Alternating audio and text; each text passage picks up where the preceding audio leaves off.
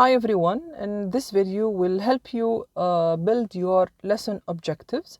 And in order to build good lesson objectives, you have to be acquainted with Bloom's taxonomy. It all started in 1956, where Bloom has invented the pyramid of knowledge, let's call it taxonomy, that starts from bottom top, starting from the knowledge layer, where students know the information, comprehension, and then application, then analysis, then synthesis, and then evaluation. So students cannot really jump to application, for example, or evaluation until they pass through all these layers of knowledge by knowing the thing, comprehending the thing, applying, and then analyzing, and then synthesizing, and then evaluating the piece of information. The Bloom's taxonomy received a lot of criticism because they believe that information and knowledge is not sequential. It could happen like I can jump from knowledge to evaluation, or I can jump from comprehension to synthesis without having to pass through all these layers of knowledge. However, Bloom's taxonomy is workable till date, and it is applicable everywhere, and we normally use it in order to formulate our lesson objectives. In 2001, Bloom has revised his pyramid of knowledge by changing the noun into verb, and also by changing the top layers, evaluate, to start with evaluate, and then to create. So he believes that students should first remember the information or memorize the information, and that's why most of our educational systems depend or target this layer of knowledge, like remembering, memorizing things, and then we go up the ladder where we have to understand the topic, apply it, analyze it, and then we'll be able to evaluate things, and then at the end we can create totally new project on our own. Another perspective of Bloom's taxonomy is when we divide it into lots and hots. The lots are like the bottom part of or the lower part of the taxonomy, where it targets lower order thinking skills. And this includes remembering, understanding, and applying things. And when we go up the pyramid, we address the higher order thinking skills, where we target analysis, we target evaluation, and creation. So students will be able to analyze things, evaluate something, and then create something on their own. So the better, the higher your thinking skills that you're addressing in your students, the better. Like, for example, if I'm targeting analysis, evaluation, creation all the time, this is much better than targeting remembering, understanding, and application. If we look at this chart, it gives us like more details about what to do in each level of knowledge.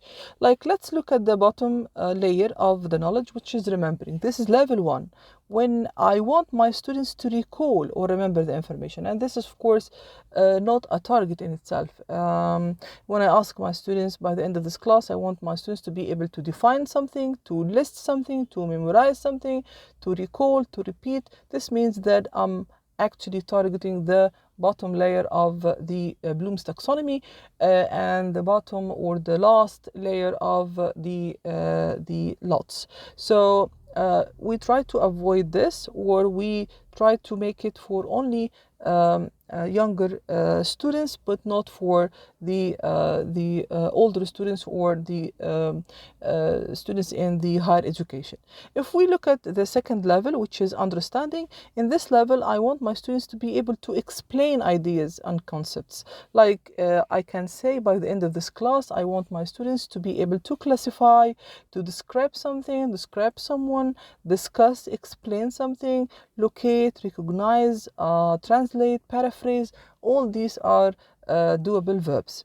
In the application level, I want my students to use the information in a new way, to use it, but not to come with new information. I want them to use it in a different context. That's why in our lessons, normally we want to make the production phase addressing this layer of knowledge by saying, I want you to demonstrate. When I ask them to do a presentation, I want you to dramatize, to do a role play. I want you to illustrate, interpret. I want you to sketch. When I ask them to draw something totally new, I want you to solve this problem. So I put them in a different context, different than the one I presented in the beginning of the lesson. So I'm just making sure that my students can apply what they have already learned. And then when we go up the pyramid, we go to the analysis part, which I do really recommend that you employ it in your lessons by asking your students to distinguish between different parts.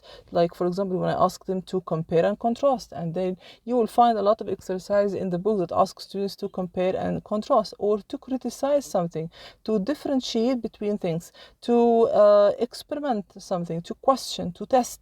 So this means that your students are able to do one of the three layers of the higher thinking skills, higher order thinking skills. Now let's go to the evaluation part. In the evaluation part, which is level 5, can my students or the learner justify a stand or a decision? Here I want them to make a debate. For example, when I want them to argue or hold a debate, I want them to defend their point of view. I want them to criticize also and judge. I want them to value or evaluate something. In that case, my students are targeting very good level of the Bloom's taxonomy, which is the evaluation part. That's why most of the time we ask you to evaluate you evaluate yourself, criticize yourself. We want you to observe other teachers and criticize them and evaluate their work. So we're actually targeting the evaluation part. Now let's come to the creation. Now my students now will be able to create something on their own. So here can the learner create a new product or a point of view which is different than using. Using is different than creating something new. Like, for example, when I ask them by the end of this class, my students will be able to assemble something, construct something, create, design, develop, formulate. In that case, I'm asking my students to use the knowledge that they have acquired throughout the lesson or throughout the semester in order to make a project on their own or to produce something totally new that hasn't been existent before. Now, another way of seeing the Bloom's taxonomy is this chart. This chart is more detailed because it helps you with designing a complete project, not only the action verbs like the one before. For example, if we look at the evaluation, I can ask my students to assess a group discussion. For example, I want my students to solve a problem or solve a survey. I want my students in the synthesis, for instance, to design a cartoon. I want my students to compose a song. So here in the analysis also, I want my students to make a model or debate an argument. So this chart is more powerful than the previous one because it helps you with the deciding on the complete project that you want to give to your students at the end of the lesson. Another way to see things, and bearing in mind the technological advancement that we're living in right now, so the Bloom's taxonomy also included the digital applications that we can use throughout our class, like, for example, here you can find not only the Bloom's taxonomy itself and not only the action verbs, but also the activities and the application to carry out these activities. You have to acquaint yourself with these applications and try them out. Let me, for example, show you the remembering or the understanding part, where I can ask my students to do a Google search. I can ask them to describe their, for example, inspirational maps, or I ask them to post something on Twitter, for instance. I also can ask them to do a social networking. I want them to, for example, write a word processing thing, or to write something on Word. Also, I can ask my students to, in the analysis part, I can ask my students to analyze or evaluate or compare and contrast two TED Talks. I can ask them also to, in the evaluation part, I can ask them to create or design a survey, for instance, on or create a quiz on Edmodo. Here also I can ask my students to make a podcast, so they can design their own podcast and publish their podcast. So actually this is very useful if you would like to help your students with activities and applications that are digitally appealing to the students. Now let's come to the important part. How can I use the previous knowledge or the Bloom's taxonomy in order to formulate my lesson objectives? Well, you have to understand that in order to have a good lesson objective, you could either target language, which means that includes grammar, tenses, functional language, and vocabulary. So it all refers to you. So, and I want to highlight that nothing is set in stones. You can design whatever you want. You can manipulate the lesson objectives as you want. You are the boss here.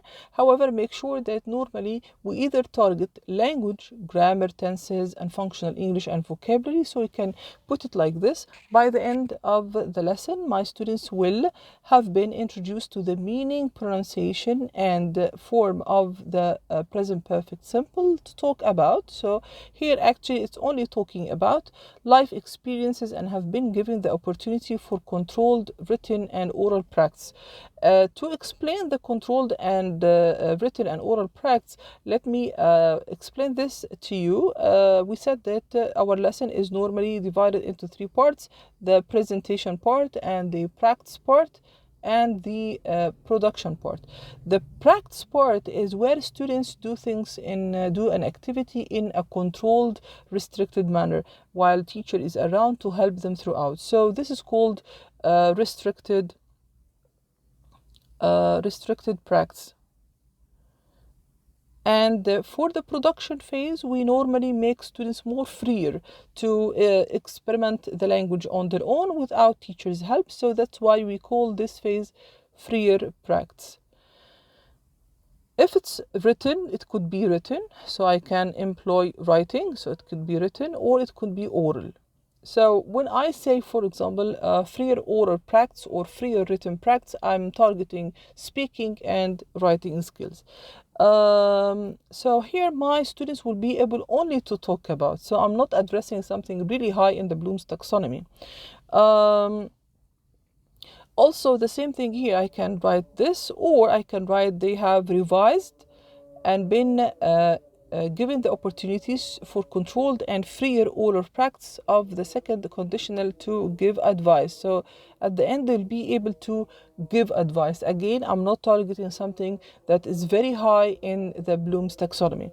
Also, I can say by the end of this class, my students will be able to or be introduced to the meaning, pronunciation, and form, and have been given opportunities for controlled and freer oral practice for the lexical set of adjectives used to describe. So here my verb is about describing people personality. Again, I'm not targeting something really high in the Bloom's taxonomy. I'm targeting all the lots.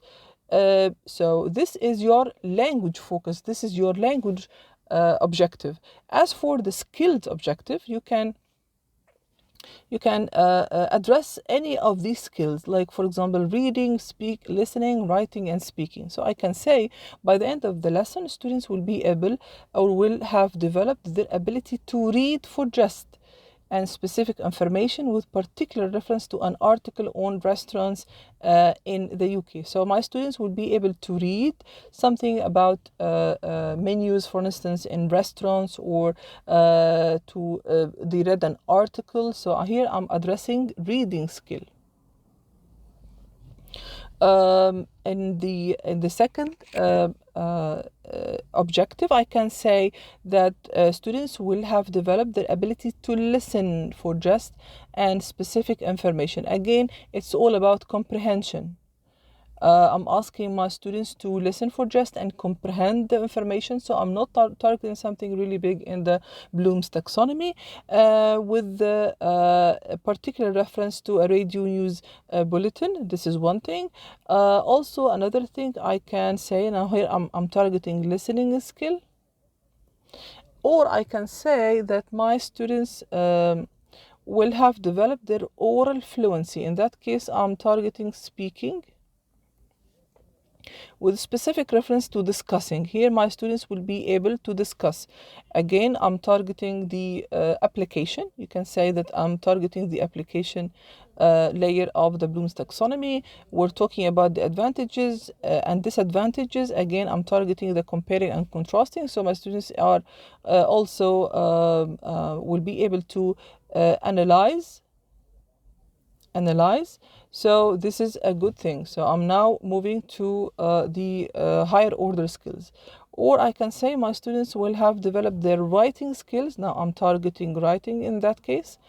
With specific reference to writing a letter. So they'll be able to write a letter of complaint. So they can complain on something, which is evaluation, like they can evaluate. So I'm again evaluating or I'm targeting the higher order skills, focusing on the sub skills of paraphrasing. Remember when we say that paraphrasing is one of the lower order skills, which is about understanding and comprehending. And using appropriate vocabulary. So this is, for example, again, one sample of the main and the secondary objective. Let's say that by the end of the lesson, the students will have been introduced to the meaning, pronunciation, and form of what's, for example, like. This is the concern, this is my expression, to ask for a description of something or someone, and have been given the opportunities for written consolidations and freer oral practice. Or I can say, for example, for the secondary objective, by the end of this lesson, my students will have developed the ability to listen for detail. Again, this is comprehension, with particular reference to a dialogue between two friends. That's the end of this video. I hope it was helpful. Thank you so much and see you in the coming videos.